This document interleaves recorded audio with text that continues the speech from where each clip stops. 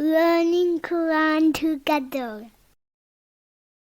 बिस्मिल्लाह अल्हम्दुलिल्लाह वस्सलातु वस्सलामु अला रसूलिल्लाह। सूरह अल-हिजर आयत 46। उदखुलूहा, इनमें दाखिल हो जाओ, बिसलामिन आमिनीन, सलामती और अमन के साथ। जन्नत में दाखिल होते वक्त ये कहा जाएगा कि दाखिल हो जाओ इसमें हर तकलीफ़ और आफत से सही सलामत रहते हुए और सलामती पाकर महफूज हो जाओ। अल्लाह ताला ने फरमाया, लहुम दारुस्सलामी इंद रब्बिहिम व हुवा वलियुहुम बिमा कानू यअमलून, उनके रब के पास उनके लिए सलामती का घर है और वो इस वजह से उनका मददगार है जो वो अमल किया करते थे। सूरह अनआम 127। वनज़अना, और निकाल देंगे हम, माफ़ी सुदूरिहिम, जो भी उनके सीनों में है, मिन गिल्लिन, कोई कीना, इखवानन, भाई भाई बनकर, अला सुरूरिन, तख्तों पर, मुतकाबिलीन, आमने सामने होंगे। अल्लाह ताला अहले जन्नत के सीनों में कोई ऐसा जज्बा नहीं रहने देगा जो उनकी खुशबू को पामाल करे, इसलिए उनके सीनों से बुग़्ज़ और अदावत और हसद और कीना को निकाल देगा। हज़रत अब्दुल्ला बिन उमरू रज़ी अल्लाह ताला अन्हु से रिवायत है कि नबी सल्लल्लाहु अलैहि वसल्लम से कहा गया, कौन सा आदमी अफजल है? आपने फरमाया, साफ दिल और ज़ुबान का सच्चा। लोगों ने कहा कि ज़ुबान के सच्चे को तो हम पहचानते हैं, लेकिन साफ दिल कौन है? तो आप सल्लल्लाहु अलैहि वसल्लम ने फरमाया, परहेज़गार, पाक साफ, जिसके दिल में ना गुनाह हो, ना बगावत, ना बुग़्ज़ और ना हसद। इब्न माजा 4216।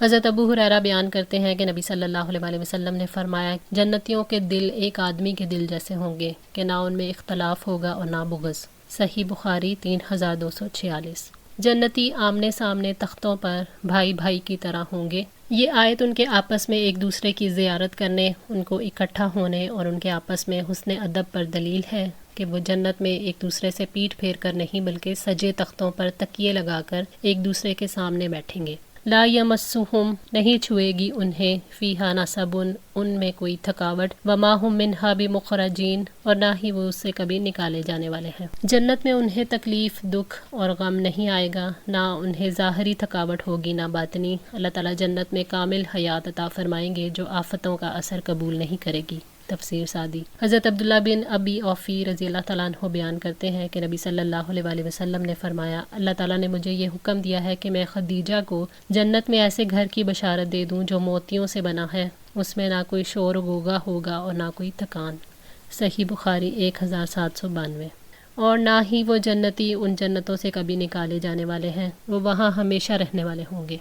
नब्बी इबादी, खबर दे दीजिए मेरे बंदों को, अन्नी अनल गफ़ूरुर रहीम, के बिलाशुबा मैं बेहद बख्शने वाला नहायत रहम वाला हूँ। अल्लाह ताला ने अपने नबी सल्लल्लाहु अलैहि वसल्लम को हुक्म दिया कि आप मेरे मोमिन बंदों को खबर दे दें कि अगर मेरे बंदे नाफरमानी करें और उससे तौबा कर लें तो मैं उनके लिए गफूर हूँ और मैं उन पर रहीम हूँ, उन्हें अजाब नहीं दूंगा। अल्लाह ताला की रहमत और मगफिरत का जिक्र अजाब से पहले किया गया कि अल्लाह ताला ने रहमत और मगफिरत को अपने ऊपर फ़र्ज़ कर लिया है और अल्लाह ताला की रज़ा इसी में है कि लोगों को मगफिरत और रहमत नसीब हो। व अन्ना अजाबी, और यकीनन मेरा अजाब, हुवल अजाबुल अलीम, वो दर्दनाक अजाब है। अल्लाह ताला के अजाब का अंदाज़ा नहीं लगाया जा सकता, ना उसकी हकीकत को मालूम किया जा सकता है। अल्लाह ताला ने नबी सल्लल्लाहु अलैहि वसल्लम को हुक्म दिया कि मेरे बंदों को खबर दे दें कि मेरा अजाब दर्दनाक है। अल्लाह ताला हमें अपने अजाब से बचाए, आमीन। अल्लाह ताला ने फरमाया, फ़यौमा इज़िन ला युअज़्ज़िबु अज़ाबहु अहदा वला युसिकु वसाकहु अहदा। चुनाचे उस दिन अल्लाह ताला के अजाब जैसा कोई अजाब न देगा और ना ही उसके बांधने जैसा कोई बांधेगा। सूरह अल-फजर 25-26। हज़रत अबू हुरैरा रज़ी अल्लाह तआला अन्हु से मरवी है कि नबी सल्लल्लाहु अलैहि वसल्लम ने फरमाया,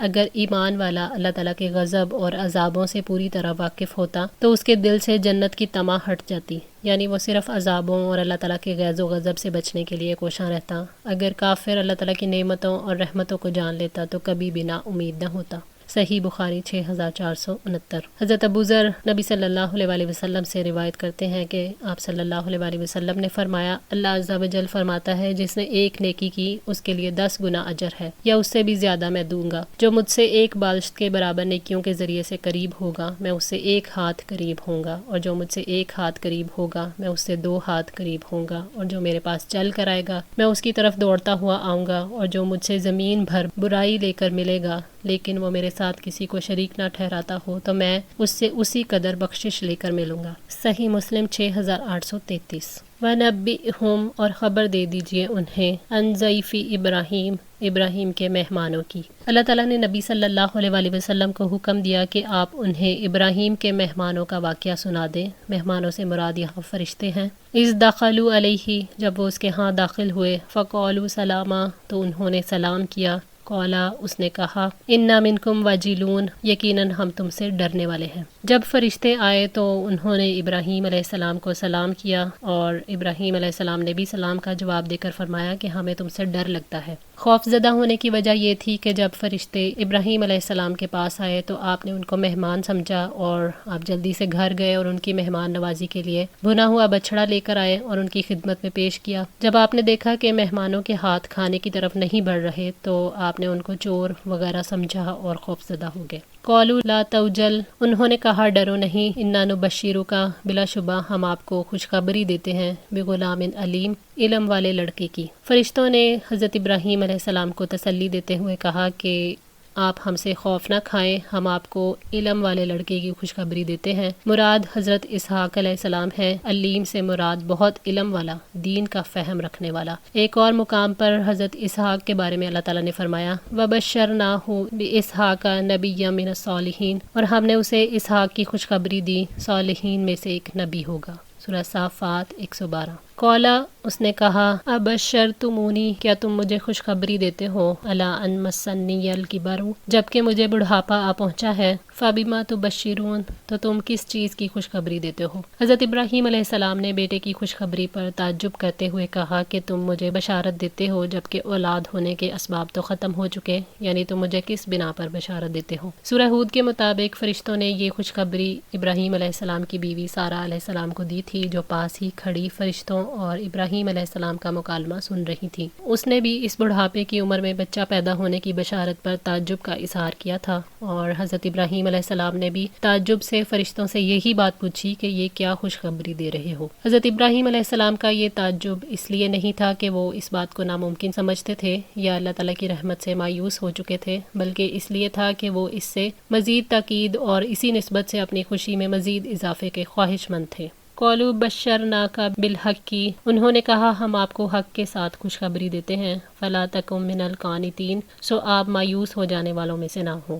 فرشتوں نے کہا کہ ہم تو آپ کو سچی خوشخبری دے رہے ہیں، یقیناً اللہ تعالیٰ جو چاہے کر سکتا ہے، آپ لوگوں پر تو اللہ تعالیٰ کی رحمتیں اور برکتیں ہیں، آپ اللہ کی قدرت پر یقین رکھو اور اس کے فضل کو ناممکن نہ سمجھو، یعنی آپ نا امیدوں میں سے نہ ہو جائیں جو بھلائی کو ناممکن اور دور کا معاملہ سمجھتے ہیں، آپ اللہ تعالیٰ کی رحمت کے امیدوار رہیں۔